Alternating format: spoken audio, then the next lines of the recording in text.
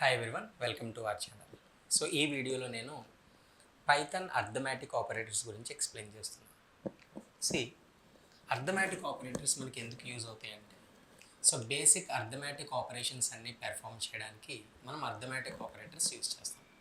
ఇందులో కొన్ని simple arithmetic operators ఉన్నాయి.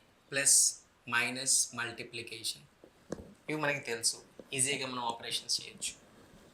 డివిజన్ ఆపరేషన్ ఉంది, is called division.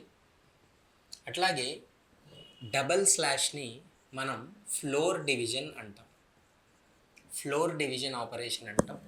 అండ్ దీన్ని మనం మాడ్యులో డివిజన్ ఆపరేషన్ అంటాం. అట్లాగే ఎక్స్పోనెంట్ ఉంటుంది, 2 స్టార్స్ అంటే దీన్ని మనం ఎక్స్పోనెంట్ అంటాం. ఎక్స్పోనెంట్ ఈ ఆపరేటర్స్ డేటా మీద ఎట్లా వర్క్ చేస్తాయో చూద్దాం. First division, floor division and mode గురించి ఎక్స్ప్లెయిన్ చేస్తున్నాను. ఇక్కడ ఫర్ ఎగ్జాంపుల్ నేను 5ని 2తో డివైడ్ చేశాను అని అనుకున్నాను, 2తో. సో నార్మల్గా ఇక్కడ డేటా టైప్స్ లేవు కాబట్టి పైథాన్లో ఆపరేషన్ అనేది డెసిమల్ ఆపరేషన్ జరుగుతుంది. అంటే 2.5 times 5 రిమైండర్ ఎంత వస్తుంది? 0.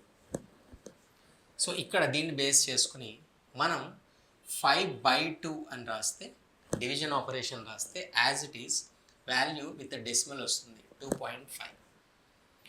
అట్లాగే 5/2 రాస్తే, అంటే ఫ్లోర్ డివిజన్ అంటే ఏంటంటే డెసిమల్ ఆపరేషన్ పెర్ఫామ్ చేశాక, అంటే డివిజన్ ఆపరేషన్ పెర్ఫామ్ చేశాక వచ్చిన కోషియంట్లో ఓన్లీ ఇంటీజర్ పార్ట్ మాత్రమే తీసుకుంటుంది, 2. డెసిమల్ పార్ట్ని అవాయిడ్ చేస్తుంది. సో దాన్నే మనం ఏమంటామంటే ఫ్లోర్ డివిజన్ ఆపరేషన్ అంటాం, అంటే ఫ్లోర్ వాల్యూ అంటాం సింపుల్గా. ఫ్లోర్ వాల్యూ అనేది అర్థం కాకపోతే ఓన్లీ ఇంటీజర్ పార్ట్ మాత్రమే మనకు తీసుకుంటుంది. బట్ అదే మోడ్ ఆపరేషన్ చూసామంటే ఇక్కడ 5ని మనం 2తో డివైడ్ చేసినప్పుడు ఇక్కడ డెసిమల్ ఆపరేషన్కి వెళ్ళదు. 2 2s are 4, రిమైండర్ ఎంత అంటే 1. ఇక్కడ దీన్నే 5 mod 2 అని అంటాం. 5 mod 2 అనేది మనకి 1 వస్తుంది. ఇట్లా మనకి division operation, floor division operation, అట్లాగే మాడ్యులో డివిజన్ ఆపరేషన్ జరుగుతుంది. సపోజ్ 10 నేను 3తో డివైడ్ చేశా. ఇక్కడ 3.3333 టైమ్స్ మనకి రిజల్ట్ వస్తుంది. అంటే 10/3 చేస్తే సో మనకి 3.333 డెసిమల్ వాల్యూస్ అన్నీ వస్తాయి. అదే 10/3 ఫ్లోర్ డివిజన్ చేస్తే ఓన్లీ ఇంటీజర్ వాల్యూ మాత్రమే వస్తుంది. అదే మోడ్ ఆపరేషన్ చేయాలి అని అంటే 10ని మనం 3తో డివైడ్ చేస్తే 3 times 9 రిమైండర్ 1. దీన్నే 10 mod 3 ఆపరేషన్ అంటాం. అట్లాగే లాస్ట్ది ఎక్స్పోనెంట్. ఎక్స్పోనెంట్ ఏంటంటే సింపుల్గా పవర్ వాల్యూని ఫైండ్ అవుట్ చేయడం. సపోజ్ 2/3 అని అన్నామంటే దాని మీనింగ్ ఏంటంటే 2 power 3, 8 వాల్యూ. పవర్ వాల్యూని ఫైండ్ అవుట్ చేయడానికి మనం ఎక్స్పోనెంట్ని యూజ్ చేస్తాం.